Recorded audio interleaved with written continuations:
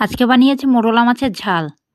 কারা কারা মোরলা মাছ খেতে ভালোবাসো আর চুনো মাছ যাদের যাদের প্রিয় অবশ্যই কিন্তু তোমরা ভিডিওটা শুরু থেকে শেষ অবধি দেখবে। দেখো মোরলা মাছটা ঢেলে নিলাম বা মোরলা মাছটা বেছে নেব। চুনো মাছ বাছতে কাদের ভালো লাগে বলো তো? খেতে ভালো লাগে, কিন্তু চুনো মাছটা বাছতে কিন্তু খুব কষ্ট হয়। যতক্ষণ বাছবো কষ্ট হবে, কিন্তু খাওয়ার সময় ওফ অসাধারণ। চুনো মাছের তরকারি মানে আর কিছু লাগবে না। তো চলো চুনো মাছটা আগে পুরোটা বেছে নিই। দেখো বাছা কমপ্লিট। এবার এর মধ্যে হলুদ মশলা যা আছে সব দিয়ে দিই। লবণ দিয়ে দিলাম,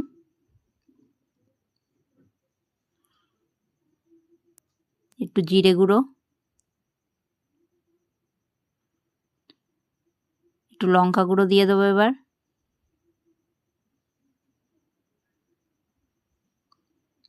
লাল লাল হবে দেখো। এরপরে একটু তেল দিয়ে দিলাম। এবার মাছটাকে পুরো মাখিয়ে রেখে দেবো। এটা কিন্তু ভাজবো না। এটা তোমরা কারা কারা এভাবে করো, আর যারা না করো তারা আমারটা দেখে করতে পারো, দেখবে অসাধারণ লাগবে। এইভাবে করলে একটা মাছও কিন্তু ভাঙবে না, অথচ কিন্তু টেস্টফুল হবে। দেখো ডাঁটা আর আলু কেটে নিয়েছি। এই ডাঁটা দিয়ে এই মাছটা রান্না করলে কিন্তু খুব ভালো লাগে। পেঁয়াজ নিয়ে নিয়েছি, দেখো 4টে পেঁয়াজ কাটা হয়ে গেল। এবার এর সাথে দেব টমেটো, 2টো টমেটো নিয়ে নিয়েছি, টমেটোটাও কেটে নিয়েছি। এবার চলো রান্নাটা বসিয়ে ফেলি। আলুটা ভাজা শুরু করে দিয়েছি। আমি কিন্তু এগুলো একবারেই দিয়ে দেবো। পেঁয়াজ দিয়ে দিয়েছি, পেঁয়াজটা আর আলুটা একটু ভাজাভাজি হয়ে আসলে দেখো মাছটা পুরো অনেকক্ষণই ম্যারিনেট হয়ে রয়েছে।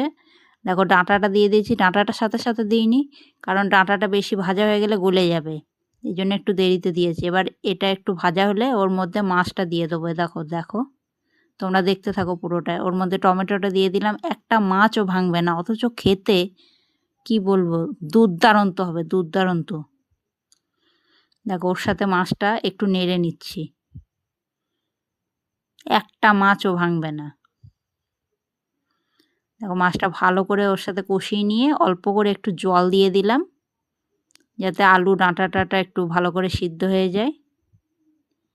দেখো আমার তরকারি পুরো কমপ্লিট।